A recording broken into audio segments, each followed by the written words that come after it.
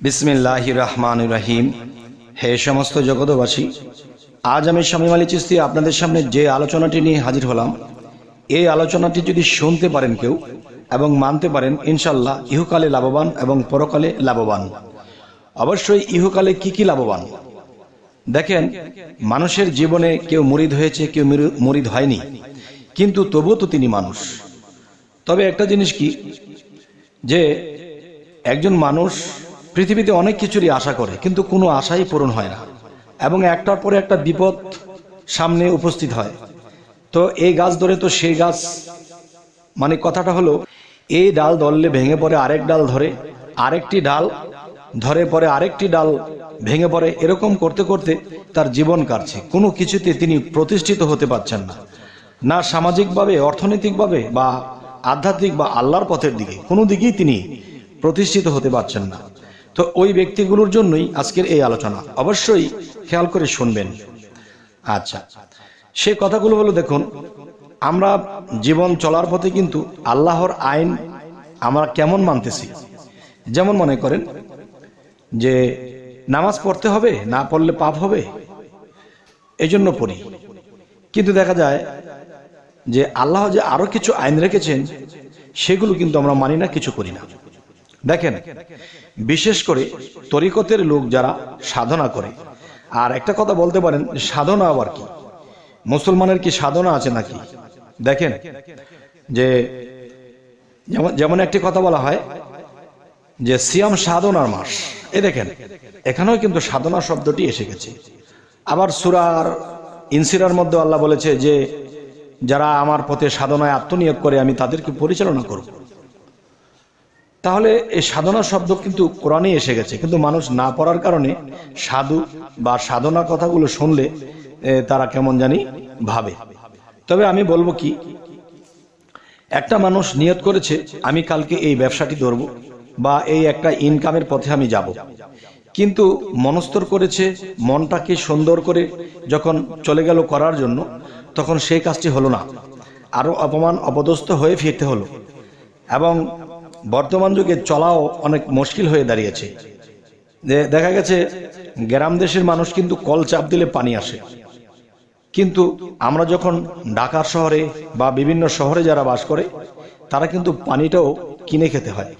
তাহলে প্রত্যেকটা কাইকে কাইকে আমাদের টাকার প্রয়োজন হয়। এখন দেখা যায় অতিরিক্ত অভাবী মানুষগুলো আল্লাহর ইবাদত করতে পারে না, আবার অতিরিক্ত ধন সম্পদ যাদের, তারা ইবাদত করার সময়টুকু পায় না। তাহলে বোঝা গেল, আমরা যদি মিডল ভাবে চলতে পারি, তাহলে দেখা গেছে যে অভাব আমাদেরকে অত একটা গলায় চেপে ধরলো না। তখন সেই মানুষগুলো কিন্তু দেখা যায় যে সুন্দর ইবাদতও চলে এবং লোভ লালসা থেকে বেঁচে থাকে, মানে একটা মেনটেনে চলতে পারে। তাই আমি বলবো, জগতের চলার পথে এমনই হচ্ছে, এমনই ঘটছে। তাহলে আমি বলবো কি, রাত্রে যখন একজন মানুষ ঘুমাতে যাবে, তখন তিনি 7 বার আয়াতুল কুরসি পাঠ করে নিজের বুকে ফু দিয়ে আল্লাহকে সামনে কল্পনায় রেখে সিজদা করতে হবে। এ হলো একটা বিষয়। আরো একটা বিষয় হলো, যখন তিনি ঘুম থেকে উঠবে, তখন তিনি আবার 7 বার আয়াতুল কুরসি পড়ে নিজের বুকে ফুঁক দেবে।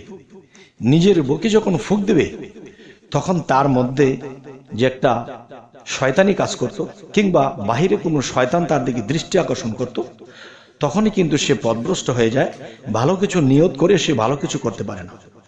আর যদি এরকম 41 দিন পর্যন্ত কেউ নিয়মিত চালিয়ে যায়, তখন রহমতের ফেরেশতারা তার দিকে দৃষ্টি আকর্ষণ করে রাখে এবং তিনি অনিষ্ট হতে তাকে বাঁচিয়ে রাখে, এবং তার আত্মার থেকে ভালো কিছু উদয় হবে, তার জ্ঞানের মধ্যে ভালো কিছু উদয় হবে এবং তার চরিত্র চেঞ্জ হবে, এবং জাদুকররা তাকে জাদুকর বা জাদু কিছু করে তাকে নষ্ট করতে পারবে না। তাই আমি বলবো, হে সমস্ত জগতবাসী, যে এই নিয়মে 41 দিন চলার পরে আপনি দেখবেন আপনার জীবনে ব্যর্থ কাজগুলো সার্থকতা হবে, এবং বেশিরভাগই আপনি খারাপ থেকে ভালো দিকে আপনি রুজু থাকবেন, আর ইচ্ছে করলেও সেই খারাপটা যেতে পারবেন না। কেননা এই আয়াতুল কুরসি 7 বার করে যদি পাঠ করা হয় এবং বুকে ফুঁক দেওয়া হয় সকাল এবং সন্ধ্যায়, তখন যে শয়তানের ওয়াসওয়াসা আপনার মধ্যে কাজ করবে না, কেননা আপনার দিকে দৃষ্টি আছে, রহমতের ফেরেশতা আপনার দিকে দৃষ্টি রাখছে, যার ফলে এখানে শয়তান চান্স পায় না। এবং মানুষের ভিতরে যে ওয়াসওয়াসা দেয়, নফসের থেকে, কুকাহেশ থেকে যে মানুষকে ওয়াসওয়াসা দেয়, বিভিন্ন কুবুদ্ধি কুজ্ঞান দেয়, তখন দেখা যায় আপনি সেখান থেকেও বেঁচে থাকবেন। কেন বেঁচে থাকবেন? সেটা রহমতের ফেরেশতারা হতে দেবে না। আর হতে দেবে না কেন? আপনি আয়াতুল কুরসি পাঠ করেছেন, তাই আপনার দিকে রহমতের ফেরেশতাদেরকে আল্লাহ ফিটিং করে দিয়েছে যে আমার এই বান্দার যেন কোনো অনিষ্ট না হয়। তাহলে দেখা যায় জীবনে যা কিছু আপনি নিয়ত করেছিলেন ভালো কিছু, তা কিছু আপনার দেখবেন যে দিন দিন সফল হতে চলেছে। এরপরে দেখবেন যে আপনার সচ্ছলতা ফিরে আসবে। কিন্তু একটা কথা মনে রাখতে হবে, ইচ্ছায় অনিচ্ছায় আল্লাহর ইবাদতের দিকে থাকতে হবে। কখনো কখনো মোনাজাত করে কাঁদতে হবে যে হে আল্লাহ, তুমি আমাকে সুপথ দান করো, আমি যেন সুপথে অটল থাকতে পারি, তোমার সাহায্য ছাড়া আমার কিছুই সম্ভব নয়। তাই বলবো কি, নিজের থাকবে চেষ্টা, এরপরে বাদ বাকি যে কাজটা সেটি আল্লাহই করে দেবে। আরো একটা বিষয় হলো, মানুষ আপনার দিকে কুদৃষ্টি দেবে, মানুষের কুদৃষ্টি থেকেও কিন্তু মানুষের অনেক ক্ষয়ক্ষতি হয়ে যায়।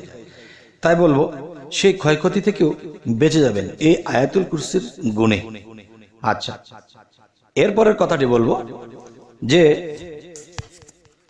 41 দিন এই কাজ করে যদি আপনি ফলাফল পেতে শুরু করেন, সেই 41 দিন পর্যন্ত করেই আপনি এটাকে বন্ধ করবেন না, চালিয়ে যান।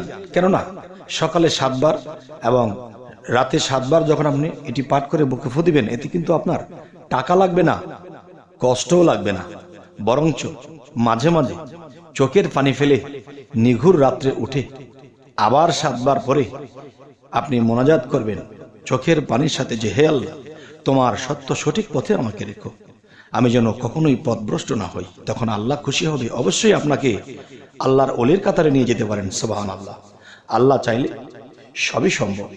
তবে হে সমস্ত জগতবাসী, আমাদের এই আলোচনা যদি ভালো লাগে তো অবশ্যই সাবস্ক্রাইব করে নেবেন, এবং পরবর্তীতে যদি ভালো আলোচনা দিতে পারি তাই আপনারা এটাকে সাবস্ক্রাইব করে রাখবেন। আর যদি ফেসবুক হয় তবে ফলো করে রাখবেন। সকলেই ভালো থাকবেন। আল্লাহ হাফিজ।